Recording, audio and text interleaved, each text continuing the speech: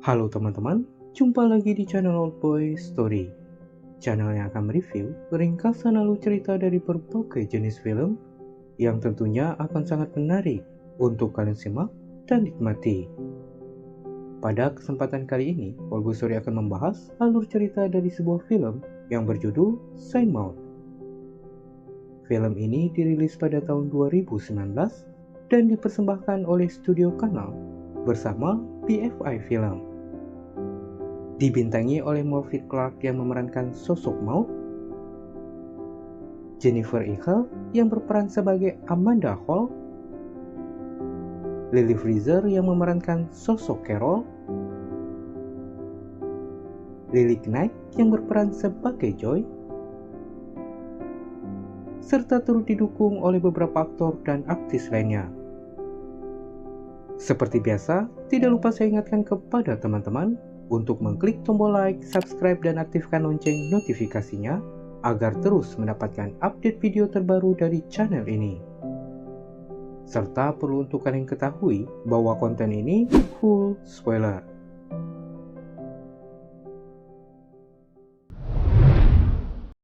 Film Saint Maud sendiri mengisahkan tentang seorang wanita bernama Maud yang sebelumnya sempat menjadi perawat di sebuah rumah sakit, lalu memutuskan berhenti karena merasa trauma melihat kematian seorang pasien yang gagal dirinya selamatkan. Untuk mencukupi kebutuhan hidupnya, Maud yang kini telah menjadi seorang wanita yang taat pada ajaran agama, lantas beralih profesi sebagai seorang suster pribadi.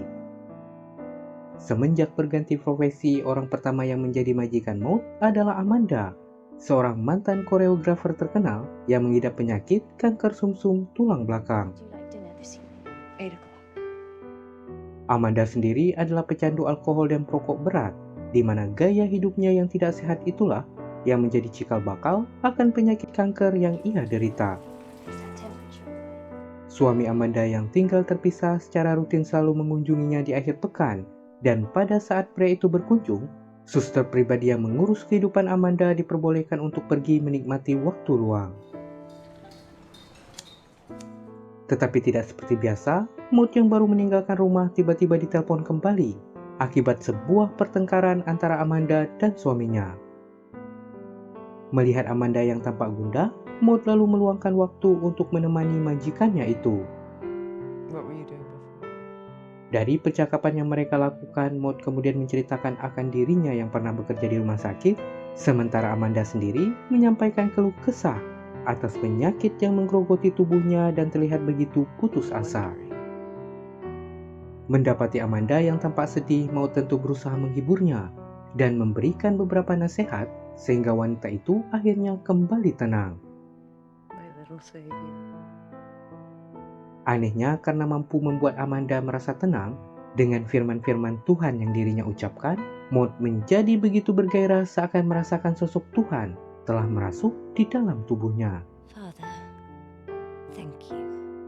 Di lain sisi, semenjak kejadian itu, Amanda mulai berhenti mengkonsumsi alkohol dan mau diajak berdoa setiap kali hendak makan. Menganggap Maud adalah malaikat penolongnya, Amanda lantas memberikan hadiah sebuah buku, yang mana hadiah tersebut membuat Maud begitu merasa senang. Hingga sampailah suatu hari, tiba-tiba muncul sosok Carol yang datang setiap malam dan tidur di kamar Amanda. Tingkah laku Carol yang datang dan pergi sesuka hatinya jelas tidak disukai oleh Maud. Ketidaksukaan yang dirinya rasakan pun semakin menjadi setelah menyadari bahwa Carol adalah seorang pekerja seks komersial, sementara Amanda sendiri ternyata seorang biseksual. Menginginkan agar Amanda lebih mendekatkan diri kepada Tuhan di akhir-akhir masa hidupnya, Maud kemudian memberanikan diri berbicara kepada Carol dan meminta wanita tersebut untuk tidak lagi menemui Amanda. Kendati sempat merasa keberatan dan berdalih bahwa urusan seksual Amanda tidak ada sangkut pautnya dengan tugas Maud, namun Carol yang tahu bahwa apa yang dikatakan wanita itu benar, lalu mengalah dan pergi. Sayangnya di balik kepeduliannya itu, Maud tidak sadar akan dirinya yang sebenarnya cemburu dan bermaksud memiliki Amanda sepenuhnya.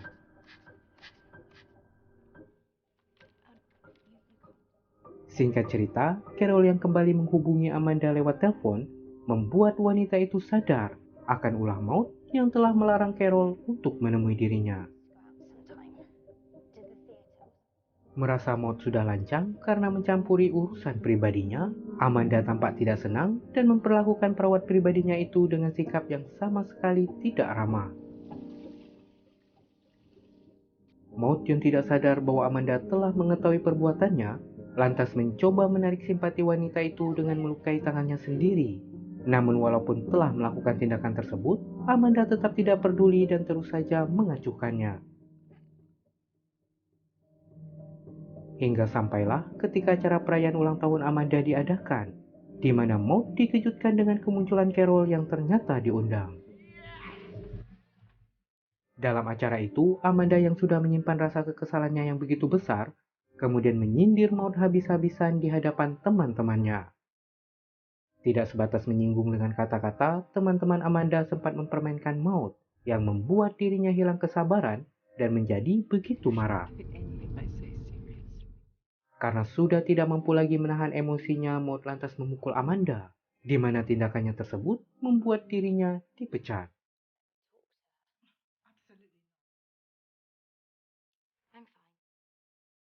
Berhari-hari setelah dirinya dipecat, perlahan Maud mulai merasa kalut dan tampak menyalahkan Tuhan atas kondisi yang dialaminya.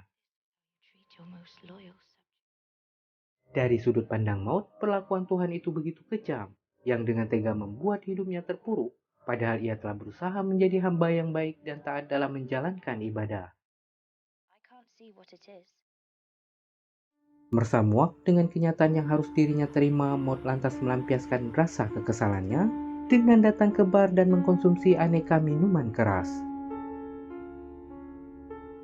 Tidak hanya itu, Maud juga menggoda para lelaki dan melakukan hubungan seksual dengan setiap pria yang dirinya temui. Sayangnya, segala kelakuan buruk yang Maud lakukan malah membuatnya semakin terpuruk. Dan ketika tengah menyesali perbuatannya inilah, wanita itu mengalami kejang-kejang layaknya orang yang menderita epilepsi, serta melayang di udara seperti halnya orang yang kerasukan. Tetapi parahnya, Maud malah menganggap fenomena yang umum dialami oleh orang yang kerasukan setan itu sebagai pertanda akan hadirnya Tuhan.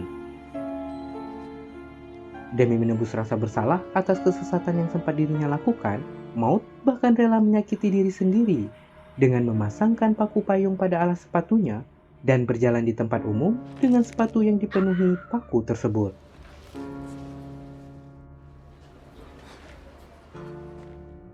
Lanjut cerita, rasa dendam yang begitu besar terhadap Amanda membuat Maud terus mencari informasi akan kehidupan wanita itu.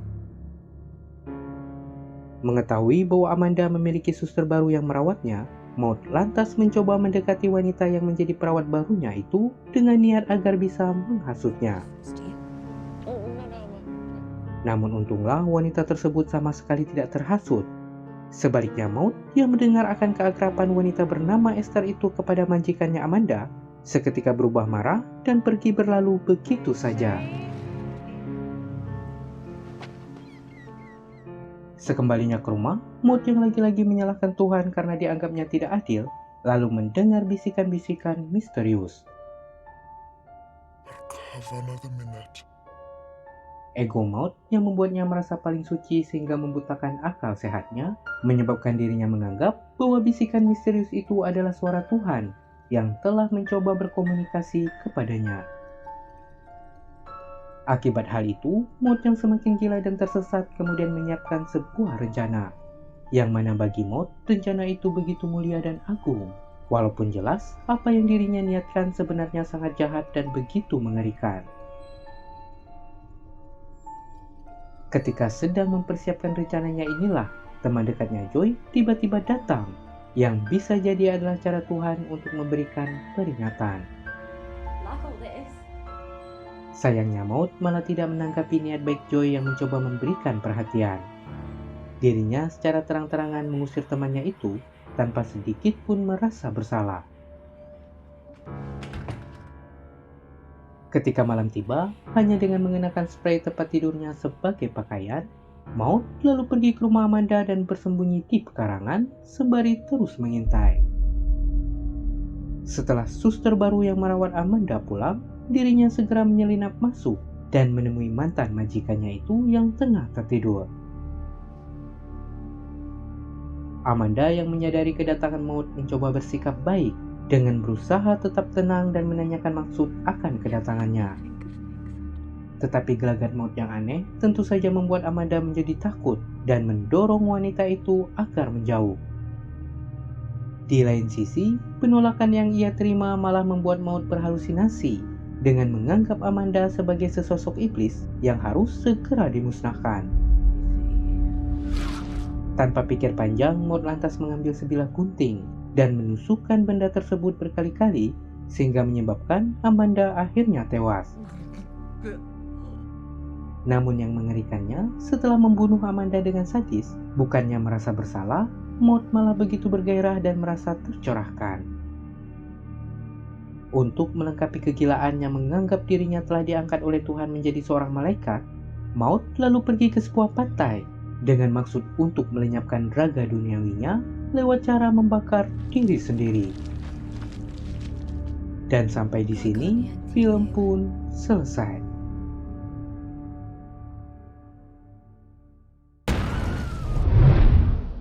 Oke teman-teman, itulah tadi alur cerita dari sebuah film yang berjudul Saint Maud yang dirilis pada tahun 2019. Terima kasih karena telah menyimak hingga selesai. Sampai bertemu kembali di video All Boy Story selanjutnya. Bye-bye. When you're here, we got chemistry. We